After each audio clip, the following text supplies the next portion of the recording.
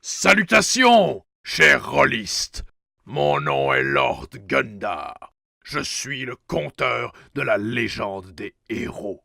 Alors installez-vous et prenez donc une chope de bière, car aujourd'hui, nous partons en terre de Créas Rock.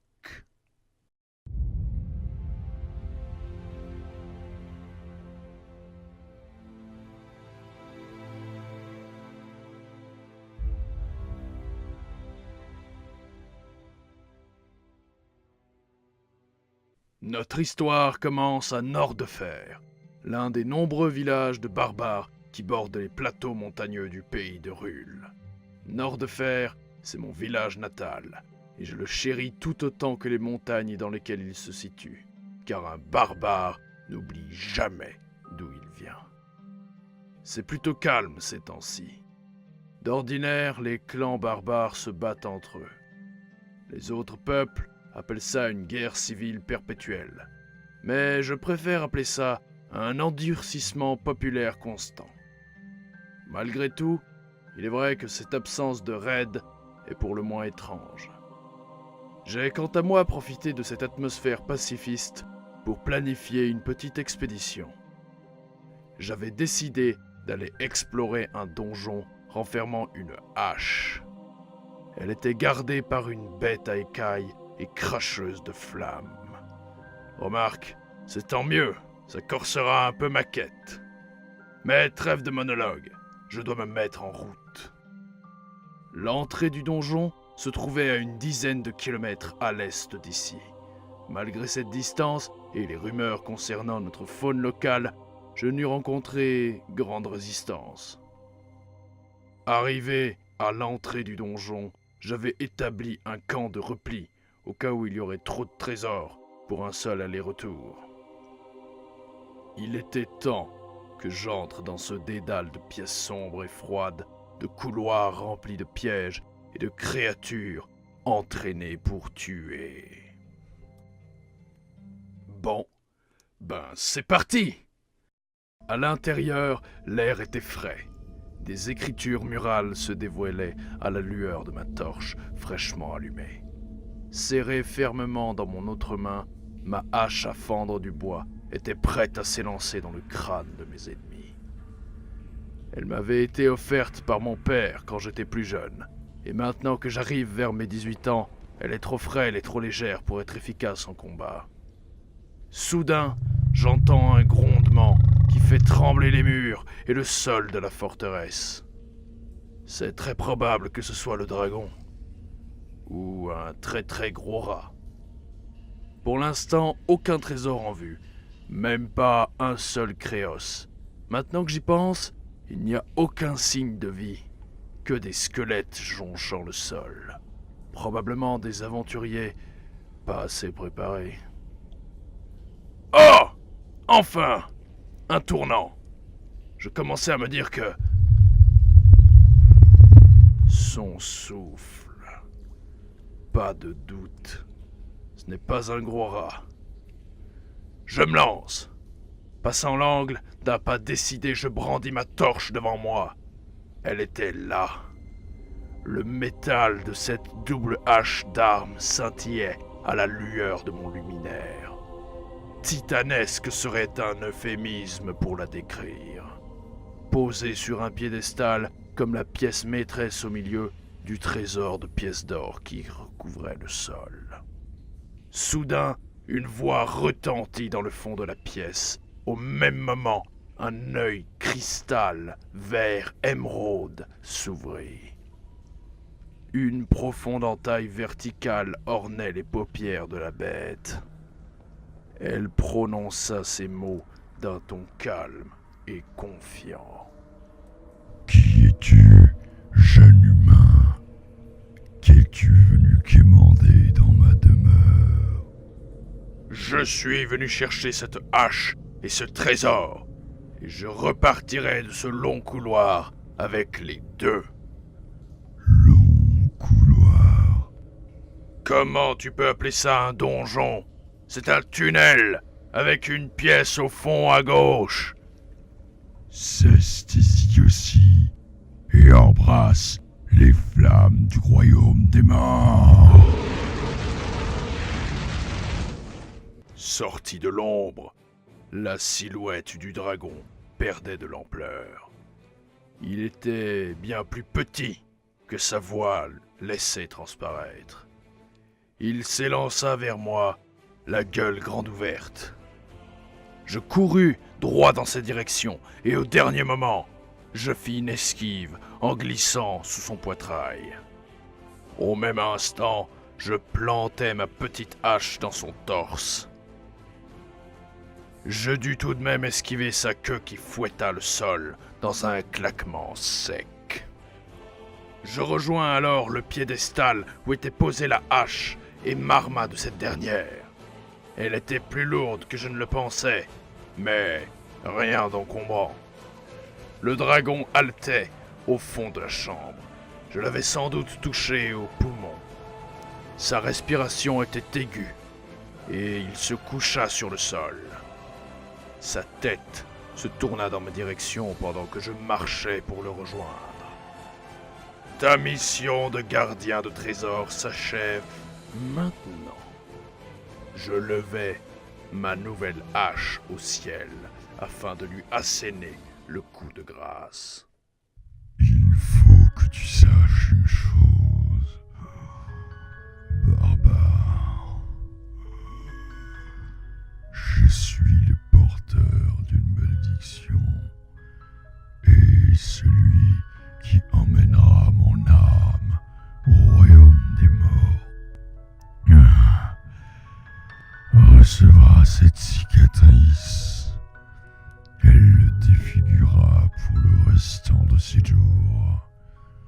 Elle apportera mort et chagrin autour de son porteur et cherchera des ennemis pour se transmettre. Si ce sont tes dernières paroles, eh bien, soit. La hache chuta et trancha la question, ainsi que la tête du dragon. Je pris ce que je pus emporter et retourna à Nord-de-Fer. 3 jours après mon retour, les cors du village retentirent, et on criait au raid. Enfin! Ça faisait longtemps! J'accourus à mon poste de défense et attendis la venue des guerriers. Une immense armée de barbares et d'orques se présentait aux portes de Nord-de-Fer. Je comprends mieux maintenant. Cette absence est due aux alliances entre les clans barbares et orques. Mais qui a orchestré ça? Je me le demande. La bataille commence. Les premières rangées s'entrechoquent et le son des armes retentit jusqu'à ma position, pourtant bien éloignée du front. Un camarade me fait signe de descendre et m'assigne à la double porte protégeant l'entrée. Le combat faisait rage et nos troupes se voyaient pourfendues par la supériorité numérique d'en face, quand soudain on hurla mon nom. « Gundar! Les portes !» C'était Ulrich, le chef de nos guerriers qui criait au repli. Il me regarda et fronça les sourcils. « Bouge-toi !» Je bloquai la porte et me retournai dans sa direction. « Non! Nous avons fait le serment de protéger nos femmes et nos enfants, ceux qui ne peuvent se battre, ainsi que nos terres. Je ne reculerai pas devant eux. Au nom de quelle folie! Tu nous mèneras tous à la mort. Au nom de l'honneur, de la gloire et de la justice, je me battrai jusqu'à mon dernier souffle. » Il s'avança d'un pas décidé dans ma direction, arme à la main.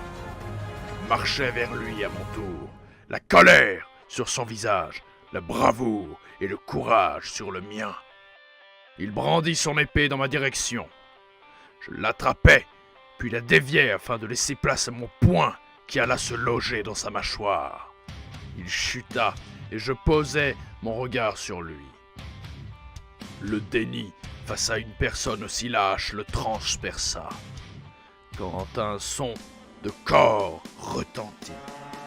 Mon regard se détourna et alla dans la direction du front ennemi.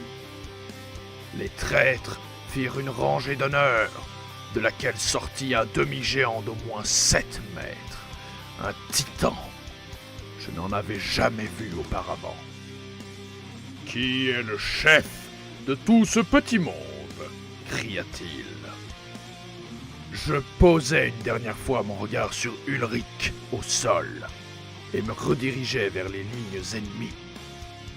Ma voix transperça le silence établi par la venue du géant. « Moi, je suis leur chef !» Arrivé à son chevet, je n'eus pas le temps de réagir qu'il sortit une énorme épée de son fourreau. Celle-ci s'enflamma d'un mouvement de bras et il l'asséna un coup dans mon visage. L'action était tellement rapide que je n'eus pas le temps de réagir, si ce n'est de me propulser par réflexe en arrière. La lame en feu me toucha le bas de la joue, remonta en créant un sillon dans mon crâne. Arrivée plus haut, elle buta contre ma pommette et termina son entaille depuis mon arcade sourcilière jusqu'au milieu de mon front, en épargnant ainsi mon œil, laissant une blessure cautérisée par la chaleur. Je tombais sur le sol, la douleur commençait déjà à se dissiper et une force emplit mon corps tout entier. Devant moi, le titan se vantait de m'avoir vaincu et commençait à rire avec ses soldats. Lentement, je repris mon souffle et me relevai.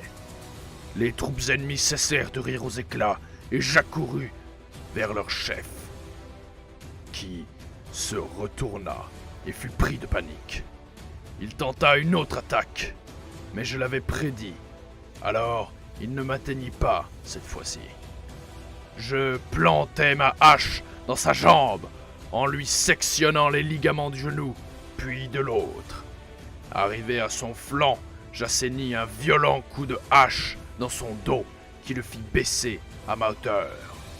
Je marchai lentement jusqu'à atteindre sa tête et le regardai, plein de remords et de colère.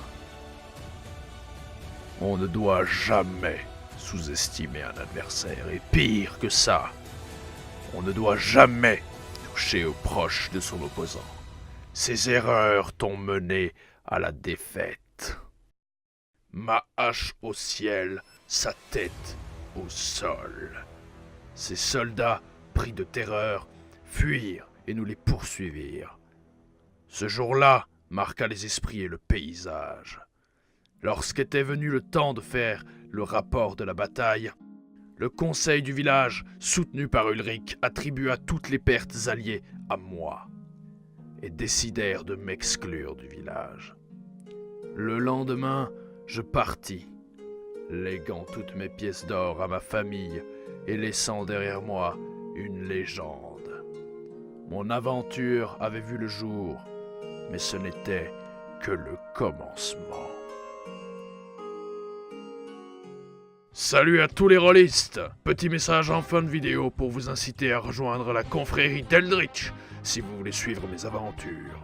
Je vous invite aussi à mettre un pouce bleu pour le référencement et à partager mon épopée avec vos amis. Et pour les vrais écuyers, j'ai aussi créé un compte Facebook et Instagram où je publierai mes dessins. N'oubliez pas que les routes sont pleines de voleurs et de bandits, alors soyez prudents, portez-vous bien, et sur ce, les crédits. C'était Gundar, à la revoyure!